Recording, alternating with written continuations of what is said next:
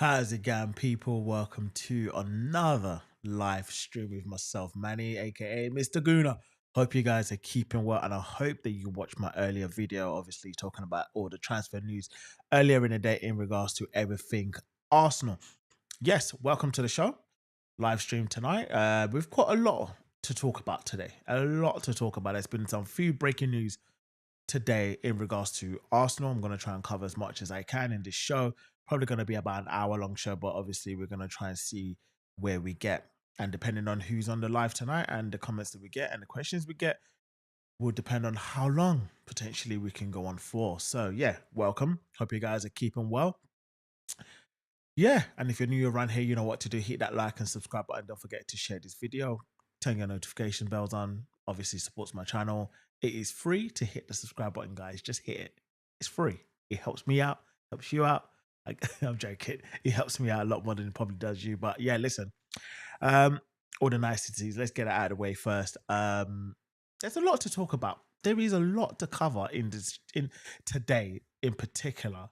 And I'm kind of like, should we start from here? How should we start? Should we start from, you know, some form of good news? Or should we start with the headline of today? You know what? Let's just address the elephant in the room, right? The elephant in the room today, the news broke, and it was this.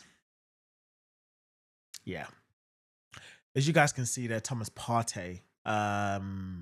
It was reported earlier today, breaking news. Honestly, I just couldn't believe it that Thomas Partey was officially charged by the Metropolitan with rape.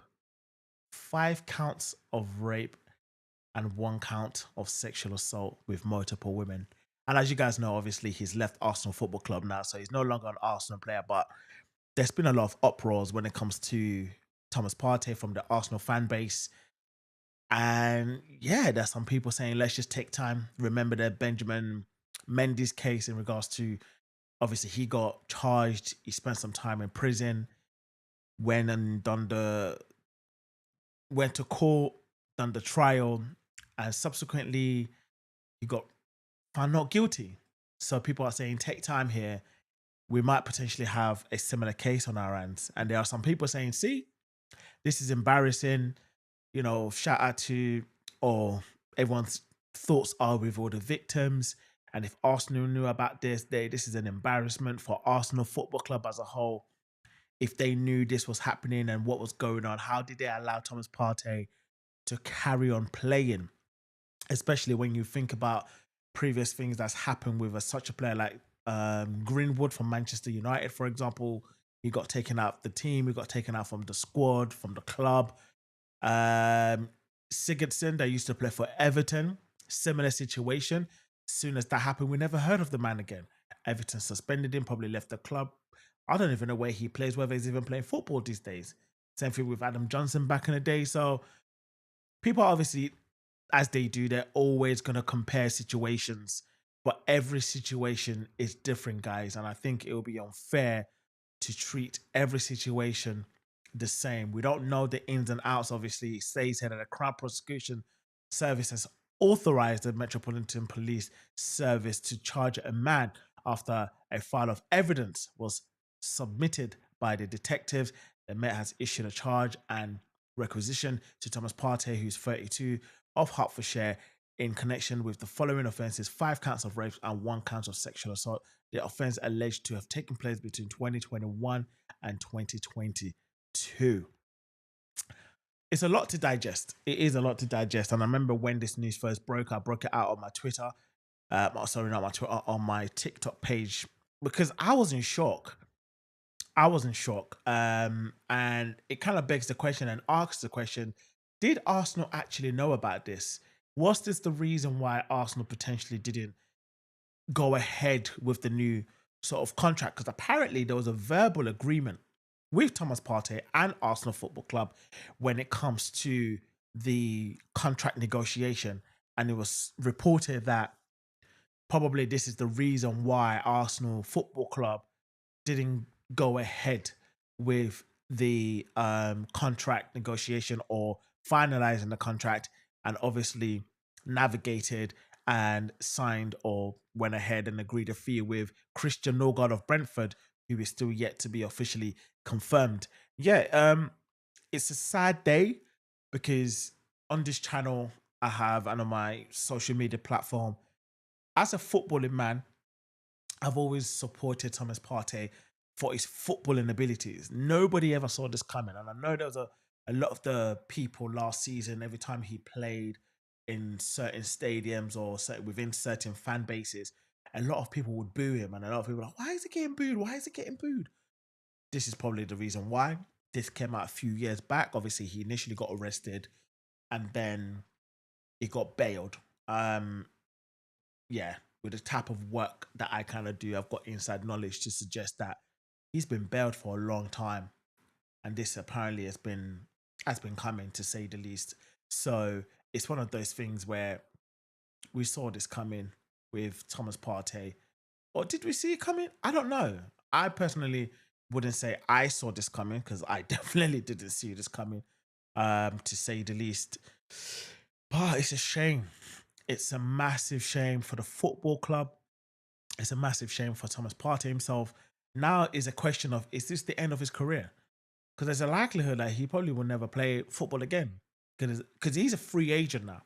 And obviously there were speculations to suggest that he was talking to a lot of clubs in Saudi, a lot of other European clubs such as, I believe, AC Milan, Galatasaray, I think even Besiktas, I think there was even Fenerbahce. And I don't know how this is going to now sort of derail his footballing career. And as we saw at the end of the season at the Emirates, we saw obviously where the players was doing the lap of honor. They were all on the pitch. We saw a clips of Arteta embracing Thomas Partey and his family with his partner and his child. And for this to come out, I'm not gonna lie, this is sad times. Because like I said, I've been a supporter of Thomas Partey for footballing reasons only. As I said, I don't know him personally. I don't know what's going on in his personal life. But as a football fan and as an Arsenal fan, I just want the best players on our squad, on our team. And yeah, it's now sort of put things into perspective like, oh, is this the reason why Arsenal didn't go ahead with the transfer or with the negotiation of the new contract? So yeah, that is basically the elephant in the room. I just thought I'd touch base on that because it's in a way, it's still kind of an Arsenal news. It's still fresh. It's the 4th of July. Happy Independence Day to all of them and them in the USA. Um, it's the 4th of July, so and his contract officially ended on the 30th of June. So it's like 4 or 5 days in between. So you're kind of like still feeling a bit raw in terms of he just left the club, like still getting used to the fact that he just left the club because let's be honest, he's still in some way or another still associated with Arsenal. You see a lot of the pictures that are being posted around that, oh, the ex-Arsenal football player got arrested. It's still in some way associated with Arsenal. And I think this is probably a failure, probably from the team, where if they did know, they should have potentially either suspended him and just come out and just said it hands down. And I think a lot of people would have probably had more respect for Arsenal Football Club as a whole, as opposed to probably burying their head in the sand and pretending they didn't know and just carrying on with business as per usual, which potentially is going to backfire on Arsenal Football Club because now everybody's expecting Arsenal Football Club to release a statement. But do they need to or do they have to, considering he's no longer an employee at Arsenal? I'm just saying, we just have to see from both sides of the coin. So yeah, Thomas Partey obviously got arrested and is being charged and is due to present at court shortly. So yeah, that's Thomas Partey. But yeah, listen, let's move on. Next one. Tomiyasu obviously got announced earlier today. Even Arsenal Football Club has also basically said Tomiyasu has left the football club, should I say, and yeah, he's basically left. He's no longer an Arsenal player. It's been reported that he's leaving with an immediate effect as his contract was terminated due to mutual consent. And this was one of the I think this was probably one of the, how can I put it? This was one of the players that kept saying that Arsenal, if it was up to me, I would have potentially terminated this contract. And I said it previously that we've done it before as a football club, and I don't see the reason why we couldn't do it again. So yeah, this is basically a confirmation from the Arsenal website themselves, basically saying Tomiyasu has left the club, has departed from the club, and it goes on to read in a statement: "We've reached a mutual agreement with Takayari Tomiyasu to end his contract with an immediate effect." The 26-year-old, he's only 26. God damn, he's still young. He joined us from Bologna in August 2021, made 84 appearances in all competitions during his time. 4 years and only 84 appearances. That is crazy, guys. The Japanese international Tommy immediately settled at the right back after signing. After his signing, winning player of the month awarded in September 2021, and an accolade he collected again in October 2023. Having begun his career, obviously in Japan, I think in Japan, moved to Begane outfit. Oh, listen, it is what it is. You can read the statement. But yeah, listen. He left a video. I think he did a statement online as well himself, and Tomiyasu, and basically said, he basically said, yeah, he's proud to be a Gooner. Obviously, remembers his time as a Gooner as well. And yeah, so basically, he's no longer at the club. And there's a lot of Arsenal fans in the fan base are probably saying, if we can do this with Tomiyasu, who has been injured and who is currently injured, why can we not do this, or why shouldn't we do this with Jesus? And I kind of see where people are coming from in regards to this. I kind of see it because I've said the same thing in the past as well.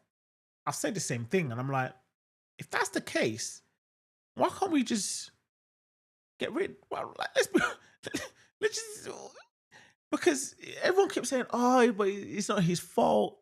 He's had 2 ACL injuries. It's coming back. He's not due back till December or January, and we're in July." I know he's back in sort of moving. I don't know if he's moving with the ball yet or back on the grass, which I assume that he's not. But the fact is, he's still in rehabilitation, and a lot of people said, "But who's gonna buy him?" But if I'm correct, he's probably got like a year or two left on his contract. Surely Arsenal could have come to an agreement and be like, "Mate, listen," because clearly they've done this with Tomiyasu for financial reasons, because then they've looked at it and said his injury is probably worse than they thought, and long-term wise it's probably better for the club to just basically just call it quits. And I'm sure he probably understood, because if you guys also know or remember, they actually gave Tomiyasu a new contract in March whilst he was injured. So as a goodwill gesture, Arsenal said, you know what, we think you might come back. Maybe the doctors are basically advising the club and say, you know what, he probably will come back. He's not too far off. It's not that bad. So the club are looking at it thinking it's probably better to keep the player that we already have than sort of get rid of him and then spending more money to sign a new player. But now with, I'm sorry, but football's not about loyalty, because a lot of players don't have loyalty to a club unless they basically came up from the academy. But players like this that's come from another club, I'm sorry, as well, as much as they come in and embed themselves in a club, they're not real Gooners or Gunners like the likes of, let's say, Emil Smith Rose, the Sackers, the Iwobi, that grew up like Lewis Skelly, the Wanieris. They grew up from the foundation of Arsenal. So players like this are not loyal. Clubs aren't loyal. So let's be honest about it. I'm of the opinion, I don't know, this was probably the best decision for both parties. And I think, considering it was a mutual consent and a mutual, agreement between the two parties, my assumption is Tomiyasu's probably looked at it and said, yeah, I kind of agree with you guys. Yeah. And he just thought, you know what? Okay, I'll take it on the chin.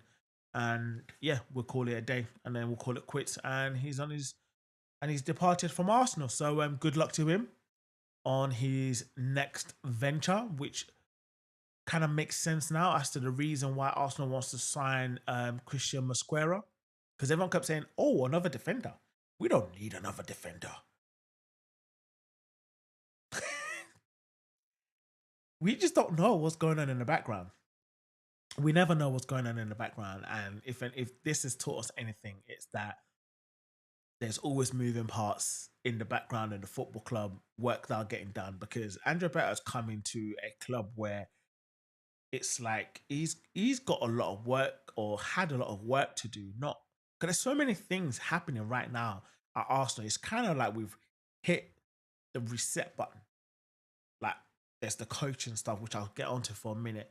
There's the obviously the director of football, you know, and Roberta coming in. There's other positions in the club within above the manager board level. There's so many different changes. We've had people depart, we've had people coming in, and there's more departures going, there's more incomings. There's so many moving parts when it comes to Arsenal Football Club right now. And one of them is Eberiche Eze. Where are we at with Eberiche Eze, you ask? Honestly speaking, it looks like Arsenal are about or preparing a deal or a bid, should I say, to sign Eberiche Eze from Crystal Palace. And bear that in mind, this is a different deal to, let's say, an attacker a different attacker or the left wing position. And apparently, from what we've been told, is Eberiche Eze is actually open to coming to Arsenal Football Club. So it's one of those things where we hope this is something maybe sometime next week where Arsenal will start looking into putting in a concrete bid, because it was reported that last week that they had a conversation with his camp, which Arteta was also involved in that conversation, basically to have an idea of what it's going to take to bring Eze to Arsenal Football Club, what Crystal Palace are expecting, maybe the wage structure, the payment structure, you name it, where he's going to fit into the club, what Arteta has plans for him if it comes to Arsenal. It's not just going to be a bench warmer. It's going to be able to come in and challenge, play left wing, play number 10, maybe challenge Martinelli and Trossard if they're still there, challenge Odegaard in that number 10 position. And don't worry about Wanyeri, because I think with Wanyeri, he's going to be okay. Everyone keeps saying, but if Eze comes in, is that then going to stump Wanyeri's growth? I personally don't believe so. If anything, I think it's going to make Wanyeri work a lot harder, in my opinion. So I personally don't think that's an issue or something that we should be too worried about, in my opinion. But as for Eze, it says here, Crystal Palace and England star Eberiche Eze is emerging as a top target for Arsenal this summer, and he is open to the move. Yeah, it's there in black and white. And as I said, as you guys saw, obviously in the thumbnail for this video or for this live, it's getting real. The bid is actually coming. Apparently, the Arsenal are expected to step up their interest, obviously, after meeting up with his representatives last week. Eberiche, as I said, is open to the move. It's reported also that apparently he cut his holiday short to come back and try to push the move over for Arsenal. But it's one of those things I'm like, that's a bit false, because there's a lot of clubs or a lot of players that are expected to be back at their clubs for pre-season, if not next Monday, but sometime next week. So I'm hoping he's finished his holiday, because he was due to go back to Crystal Palace next week. But would he be going back to Crystal Palace next week, or would he be coming to Arsenal? And I just feel like from now on, there's going to be a lot. It's going to be quite fast paced when it comes to the signings that Arsenal are going to be making in regards to Eze, possibly. I think the Rodrigo one is going to drag on a little bit. They're probably going to announce Zubimendi. That was supposed to have been announced yesterday, obviously due to the sad news of Diogo Jota passing away. So Arsenal, out of respect, suspended it. I was actually hoping that they would have announced it today, but I'm assuming that they probably thought, let's give it probably till next week. And then potentially they'll announce the Zubimendi deal, they'll announce the Norgard deal, and then potentially we'll start moving forward with people like Eze, then Rodrigo, and then there's speculations that obviously there might be some outgoings as well, which I'll get onto in a minute. But Let me know in the comments. Let me know what you guys think in regards to Eberechi Eze coming to Arsenal. Do you welcome it? I'd be very surprised if there's any Arsenal fan that would not welcome this move. Honestly, the number 10 shirt is there waiting for Eze, in my opinion. It's there waiting. So, yeah, and 60 million, I think it was 68 million pounds release clause for Eze, 60 million initial fee, which apparently Crystal Palace are willing to accept a 20 million pounds in 3 installments. And apparently him, yeah, so it's something that can get done. And there's speculations to suggest that obviously that somebody like a Martinelli might get sold, which is quite strange because, yeah, I don't know. With Martinelli, it's one of those ones where do we keep him? Do we let him go? And there are rumors to suggest that apparently the Saudi clubs are interested in Gabriel Martinelli. And they're willing to pay up to, I think, 85 million euros for Martinelli. And obviously that was reported from the Athletic themselves. So it's reported that they're ready to offer Arsenal up to 85 million euros, it says here, as you guys can see here. Up to 85 million euros. And this is coming from Al Nassr. And apparently the Athletic have also supported these claims. I did a little video earlier and I said a little video. I did a video earlier today. And in my opinion, I was like, who would I sell if I had the option to? Gabriel Martinelli or Leandro Trossard? I'm inclined to keep Martinelli, even though, listen, I've not been his biggest support for a couple of seasons now. And I'm sure you guys can probably, you would know why, because I don't know, ultimately with Martinelli, he's one of those ones where do we cash in now because we know we're going to get up to 85 million euros for him? Or do we maybe give him another season and see how he gets on? Because he didn't have the greatest of season last year or the season before. It's like his upward trajectory seems to have declined a little bit. Because when you can compare him, because I compare him with like Saka, because that 22-23 season, those two were up there. They were literally neck and neck, you know, taking Arsenal to another level. And it's like Saka continued to increase his levels, whereas Martinelli seems to have struggled. I know he had an injury, he had a bad injury, but so did Saka last season, and he came back and he was firing. So is it one of those things where we look at it and say, let's cash in on Martinelli before it gets to a stage where we can no longer get a substantial amount of fee for him? Or do we say, you know what, actually, no, we like Martinelli, we're going to keep him, and then we're going to go from there and see how obviously things goes. So if you're in the comments, let me know. Drop a like. What do you guys think? Keep Martinelli, sell Trossard. What do you guys think? Let me know in the comment. Like I said, I'm more inclined to keep him Martinelli, although we need to be able to sell and then buy. I don't think we've sold really well. We haven't sold in a long time, like quite well, because there's 3 players that has left Arsenal this season on a free transfer, and we've made it £0. And that is Partey, Tomiyasu, and Kieran Tierney. All left on a free. What are we doing as a football club? What are we doing? So it's one of those things where, let me know, would you keep Martinelli or would you sell Martinelli, considering that the Saudi clubs are interested in him? And I do feel I'm torn, as you guys can see. I'm quite torn because up to me, I'll be like, if this was Martinelli of 2022, 2023, I'll be like, no, of course not. Keep him. Why are we selling all our best players?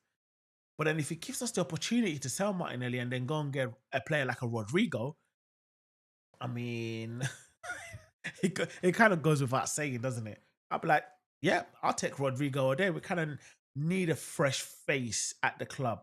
or fresh face in that sort of left wing position, something to uplift the players to see that okay, we're actually being serious, because there must be a reason where or why Gabriel Magalhaes signed a new contract, and obviously we're still negotiating in the background with Saliba, Saka, Odegaard. So it's like they're going to be looking at it thinking, what plans do Arsenal have going forward? What players are we going to be signing? How are we going to get to the next step in actually potentially getting to the Champions League final or winning the Premier League or winning a trophy? What is the plan going forward? And these are the questions that all these players they're going to be asking before they actually sign a new contract. So what fresh faces are you actually going to bring in? Because we're being linked with a lot of players, but are they actually coming in? Because if we're getting players like, okay, Zubimendi pretty much over the line, we've got Kepa over the line, Christian Norgard is pretty much almost there. Then we're looking at Christian Mosquera is practically almost there as well. He's already said he wants to come to the Arsenal. He's chosen Arsenal, even though Villarreal has offered him a new contract. He's rejected it, basically saying, I want to come to Arsenal. So that's kind of like 4 players there. So that's Kepa, Mosquera, Zubimendi, and Norgard. So now we look at the attacking front.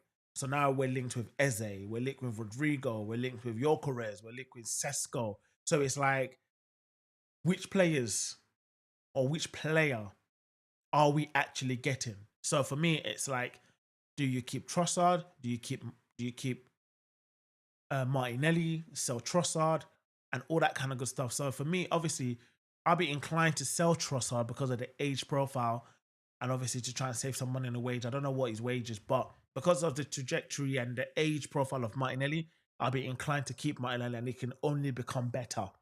Whereas Trossard is already like 30, 31, give or take. So I don't know. It's a very strange one, and I'm putting it out to you guys. Keep Martinelli, or no? Who are we selling? And somebody of obviously the review guy basically said, let's sell Trossard. Ooh, sell Trossard. They've spoken. That's what they're saying. They're saying sell Trossard. So yeah, what are you guys saying? What's everyone else saying? But I'm saying, yeah, I think I'll probably agree with you. Sell Trossard, keep Martinelli, and let's obviously go on from there.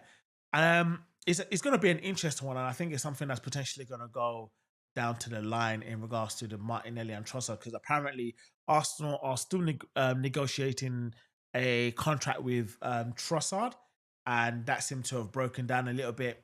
He doesn't appear to be like he's agreeing the terms or the conditions that Arsenal are currently setting out, which I'm assuming has been driven by Andrea Berta. And this guy, I think, I'm not gonna lie, like I'm kind of liking the way he's operating, because he's kind of like a no nonsense guy. Although we haven't actually have a significant signing coming that's sort of got off us off our chairs and be really excited to be like, yeah, we're really excited, like a Gyökeres or Seshko or Rodrigo and Eze to be like, oh, we're excited again. He hasn't done that just yet, but obviously, as we know, that's probably incoming. But obviously, he's renewed Marcus Lewis Skelly. He's renewed Gabriel Magalhaes. He's gotten rid of Partey. He's gotten rid of Tomiyasu, and I think there's still more yet to come from this man. So let's watch that space. That's basically what I would be saying in regards to obviously the whole striking position. Let's be honest. There's been a lot of speculations. Is it going to be Gyökeres? Is it going to be Seshko? I've always said from day one, I wanted it to be Gyökeres, and Gyökeres has basically made it clear. Let me know in the comments who you guys think. And basically, Gyökeres has basically made it clear he wants to come to Arsenal, but Arsenal seems to be flapping about.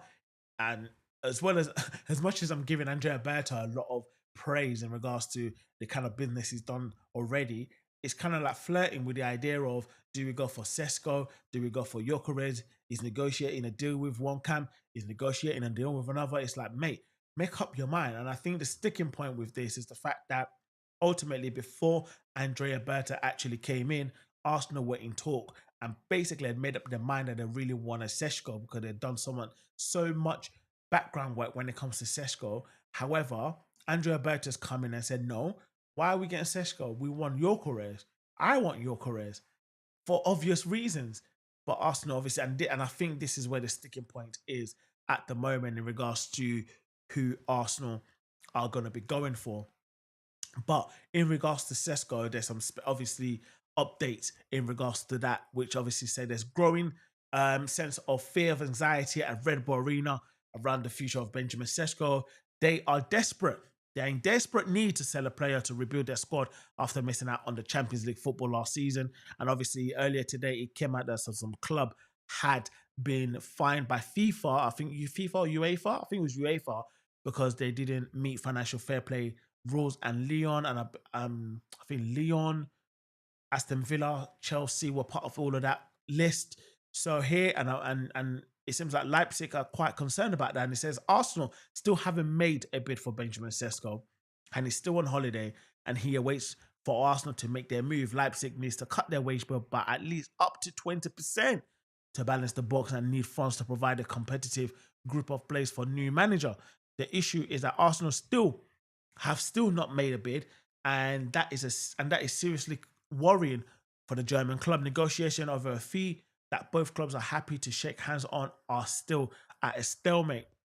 And this is basically what it is, and this is where we're at the moment, because I think with Leipzig, they're literally holding their ground and putting their foot down and basically saying we are not letting Sesko go for more than a certain amount.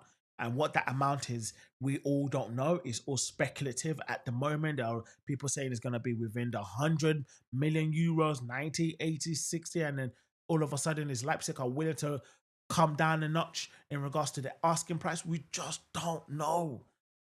We just don't know. And it's so frustrating because I just thought by now, Arsenal would have made up their mind, probably put in a bid, accepted, done medical, everything. Because Arsenal are due to fly out for their pre-season tour, I think in Singapore on July the 19th. And we're still flapping about in regards to the player that we want to sign or the striker that we want to. It's just frustrating. It's similarly to like last season when we was doing the tour in America, or was it the season before? And that's when we're getting the likes of Havertz coming in or Calafiori coming in and joining us on tour and all of this. I'm just like, if you're gonna sign a player, you should have identified it, get it over and done with. Bish bash bosh. Preseason starts. They know how we play. They know what's expected of them, and we just go. And we just go. But it just seems as though like Arsenal just love flapping about, and it's really annoying. So we're still in the situation where, are we getting Sesko? Are we getting Gyökeres? We just don't know. And in regards to the Gyökeres stuff, it's obviously a case of apparently he's still basically saying he's committing to Arsenal. Arsenal is still his first choice until he's told otherwise. Again, he's expected to go back to, I believe, Sporting on July the 7th. But apparently then they're saying that he can't come back, and he doesn't want to go back because all the players are due to return for pre-season on July the 7th. And he's like, I'm not coming. So he's like, where are you going? Are you still going to be getting paid? We don't know. So it's one of those things where, and I read an article earlier today in regards to Gyökeres, because apparently with Sporting, because obviously they had a gentleman agreement, handshake, you name it, whatever it was, that Gyökeres couldn't go for a certain amount. It's now transpired, obviously, the new sporting director at Sporting has basically said, I know nothing about that. I wasn't here, so that's null and void, basically. Now, it's a matter of, so how much are you willing to sell Sesko for? So, and apparently there's a clause somewhere, whether it's in Sesko's in Gyökeres' contract, which basically stated apparently if his agent gets a club to come and make an offer of about 50 to 55 million euros, and if Sporting refuses or reject that bid, they would own the agent, I think 10% every time they reject it. Which means, let's say, for example, 50 million euros and you reject that, you owe all them automatically, you owe the agent 5 million. Just like that. Just like that. So, yeah, and I think this is probably another reason why Sporting want the highest fee as much as possible, because if to say, for example, a team comes in with like a 60 million euro bid, and then Sporting says, nope, we don't want him. They've got to pay the agent 6 million euros, just like that, free money. And then the next team comes and goes, okay, we want 65 million euros. And Sporting are like, nope, we want 80. That's another 6.5. I'm like, what? Or something like, honestly, if that is true, that is how you negotiate. That's how you do contracts. And that's how, honestly, that's how you put clauses in contract. And I commend whoever actually did that. If it is, if it is true, because I'm like, what? Is that even a thing? But apparently so. So let basically see how that one obviously develops as it comes, and obviously as it comes along, I will be reporting it here, and yeah, we'll talk about it. Another one, moving on from the list in regards to the players. Another player that Arsenal are linked with is Rodrigo. And I said it earlier, I believe this is probably one that's going to drag on for quite a while, probably towards the end of the transfer window, if Arsenal are even able to get this over the line. We've got about just over 2 months left of the transfer window. It is quite clear that Rodrigo is no longer part of Real Madrid's plans. It's no longer part of it, and it says it here. Real Madrid and Xavi Alonso are in agreement over the sale of the Brazilian forward Rodrigo if a suitable offer is made. And as we all know, Rodrigo's hardly been playing for Real Madrid lately, especially in the Club World Cup. He's hardly played. We don't know what's going on.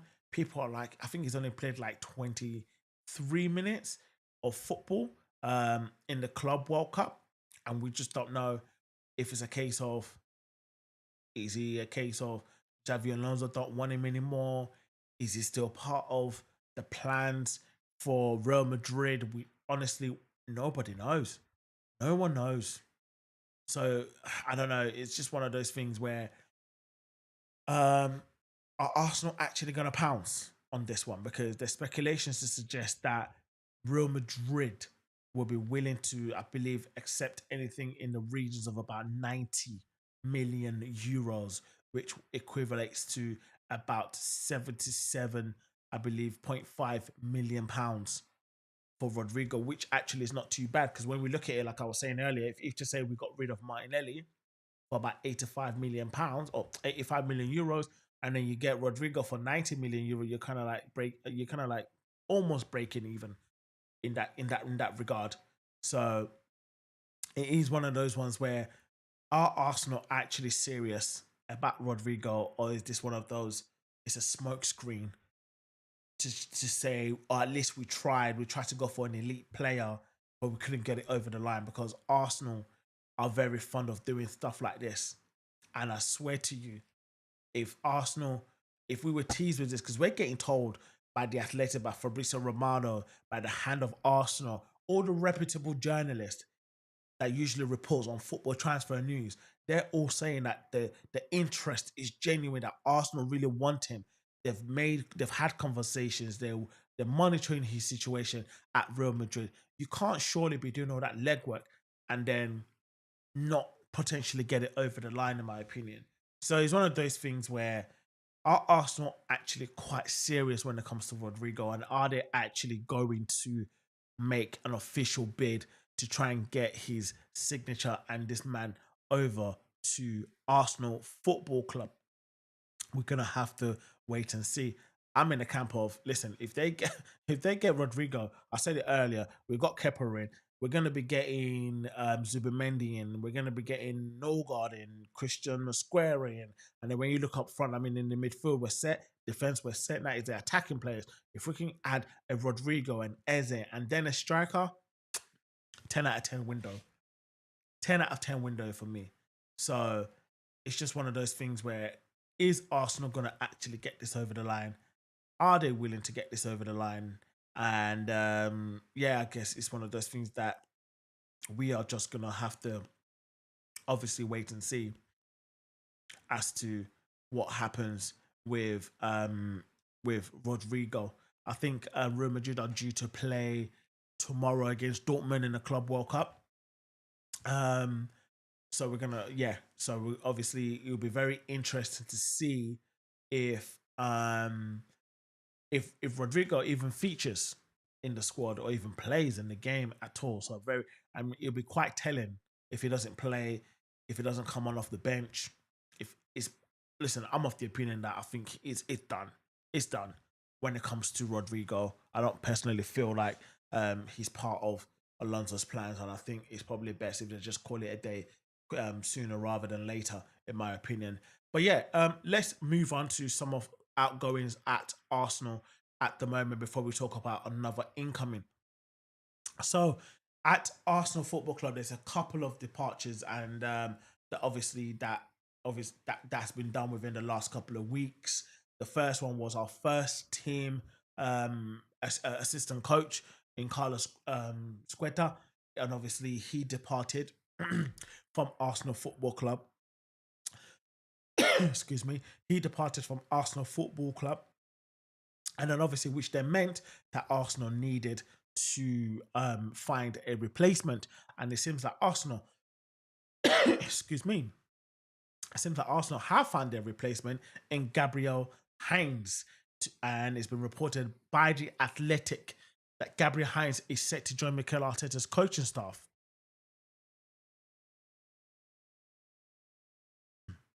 Excuse me, is set to join Arsenal coaching staff. The former Manchester United and Real Madrid defender Gabriel Heinz is joining Mikel Arteta's coaching staff at Arsenal.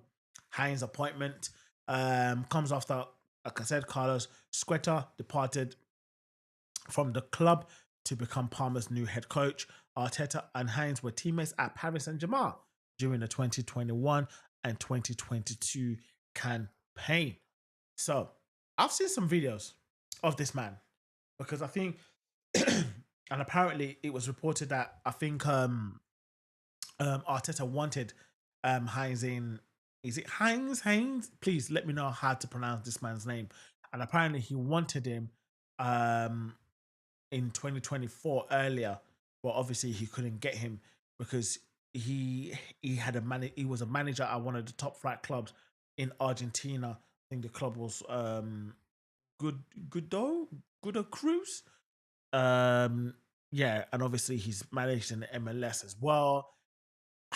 What I do know, what I have seen in regards to this guy is it's going to be a very interesting touchline because, as we all know, if you watch Arsenal week in and week out, and you watch Arteta on the touchline, he's very animated, and apparently this man Gabriel Haynes, he's quite animated as well. So good luck to the fourth officials trying to control Arteta and Gabriel Haynes on the touchline because they're going to have their work cut out for them. They are going to have their work cut out for them. So, yeah, so that's going to be the replacement. I welcome it because I was hoping that we would have had another replacement by preseason, and it's looking likely that we will have that. Excuse me. Woo. It is looking very likely that we will have our replacement for Carlos Squeta after he departed to Parma as his head coach. That we are going to be having that replacement prior, if not by the time pre-season commences, or maybe halfway through. Yeah. So very, very good news when it comes to Arsenal. However, another bad news is we had another departure this week, which was also confirmed by Arsenal Football Club earlier today, and that is Mehet Ali has departed from Arsenal to and obviously is going to become part of the coaching staff at Brentford, ironically, where we're getting Christian Norgard from. But he's going to, obviously, he was our under 21 assistant. He joined as the under 21 assistant coach in 2022, and obviously he now became the full head coach for the under 22 under 21s, apologies. Obviously he worked previously as a youth coach at Tottenham. He joined, and now he's going to be joining Brentford as the men's first team coach. Obviously, it's been a pleasure having him. He's developed quite some good footballers, and it's going to be very interesting to see which ones obviously do make it into the first team in the coming season. So yeah, that's another departure going from Arsenal Football Club. Just before I go, do you guys remember this story where Arsenal were linked with a player called Nico Williams? Arsenal were linked with Nico Williams. He was one of our players, and he was one of the players on the top of Arteta's list. That's what was reported for many years. We tried last season. He decided to stay at Atletico Madrid, basically saying he's not leaving at the Athletic Club. Sorry, he said he wasn't leaving at Athletic Bilbao. He said, I'm not leaving. He stayed for another season. And I believe at that time as well, Barcelona also tried to sign him, tried to basically hijack the deal from Arsenal. He then decided to stay. Not too long ago, in this current summer transfer window, he then said he wants to go to Barcelona because all of a sudden Barcelona came into the picture again and basically said, yeah, we want to sign Nico Williams. Apparently, it was reported that Nico Williams has said yes to Barcelona, that he wanted to go. Then Athletic Bilbao actually then came out and said to La Liga, how are they going to sign this man? How are they going to be able to register? As we all know, it's quite evident and quite heavily reported that Barcelona find it difficult these days to register players. They can sign players, but La Liga do not allow them to register it probably until a few months later, which means basically the players they're idling and wondering, am I actually ever going to play for Barcelona? And this has happened for the past couple of years now. It happened with Dani Olmo last season after the Euros, and it seems like Nico Williams has done a U-turn. He basically came out of nowhere, which was announced today. He signed a new contract, a new long-term contract. The agreement includes a new deal clause for up to 50% to 58 previous one in terms of salary increase. This man used Barcelona to get a salary increase from Atletico. The Barcelona deal is now off due to registration issues. Can you imagine that? Imagine if he actually never actually wanted. I keep saying that actually. Imagine if he never really wanted to sign for Barcelona, and he was just basically using them just to get a pay increase. But to be fair, it was reported that Athletic Bilbao was going to offer him a whole new contract anyway. And it was a case of, was he going to sign? Was he not going to sign? There was a little bit of indiscrepancies whether Barcelona was going to be able to, register him. So apparently it was reported that Williams himself wanted it to be put down into, like, they wanted him to put. So apparently, listen, I'm gonna read it on the page so I know what I'm reading, so I'll give you guys the right information. It says that Nico Williams' transfer to Barcelona broke down because the player wanted an exit clause inserted in his contract in case they could not register him, and the Catalonian club refused. Excuse me. With key personal terms already verbally agreed, the deal was sunk when the 22-year-old representative made a request, and Barcelona sporting director Dzeko said the club would not sanction it, despite having done so with other signings in recent past, like Dani Olmo, like I said earlier.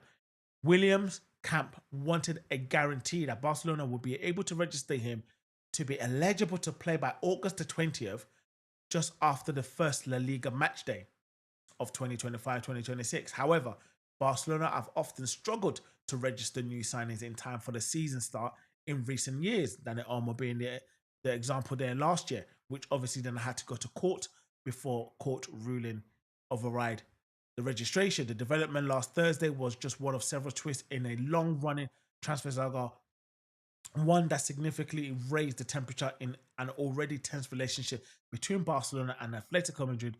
Williams himself, meanwhile, faced personal abuse and recrimination as negotiation brought him to the brink of a £58 million move, £50 million euros, 58 million euros before it ultimately collapsed. So that's basically there. That is what he's saying on the Athletic website. Go and have a little read if you really want to know the full story. So yeah, it looks like we're not getting Nico Williams, and neither are Barcelona. But guess what? We will be seeing him at the Emirates. So it'd be quite interesting to see him up close at the Emirates. So we're gonna be playing. It's been announced today that Arsenal are gonna be playing Athletic Bilbao in the Emirates Cup. It was announced earlier today. So Athletic, I think we're gonna play an Athletic Bilbao and one other club as well. So it's quite interesting news just to obviously go over that in regards. There's obviously other news. You can obviously have a look at it on the Arsenal website. Another one was Chloe Kelly, obviously signing a contract, permanent contract at Arsenal. She was on loan from Manchester City last season. She was an Arsenal academy player, left Arsenal at a young age after making a debut, I believe it was in 2015, left Arsenal, went on various clubs, went to Manchester City last season, weren't being treated well, came to Arsenal on loan and won the Champions League with Arsenal women. And now she's signed as a free agent on a permanent contract to Arsenal as well. So good news all round. Yeah. So yeah, that brings me to the end of the show. Hope you guys have enjoyed it. If you've tuned in, thank you. If you haven't, thank you. Hope you guys are keeping well. Have a great weekend. And obviously, if there's any breaking news over the weekend, which I very much doubt, they hardly make any transfer breaking news over the weekend or actually announce any transfers over the weekend. But there's going to be a lot of transfer rumors over the weekend, and anything that do come up, I will be sure just to make a video and be posting it here. So if you're new around here, you know what to do, guys. Hit the like and subscribe button. The subscribe button is free. That's what I'm saying.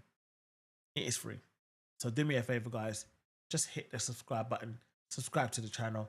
It helps me out a long way to keep doing stuff like this. It encourages me to keep doing stuff like this. I'm a one-man army, but I want you guys to join me so we can have some good times as Arsenal fans. But yeah, listen, thank you guys for watching. Keep well. Have a great weekend, and I'll see you guys next week.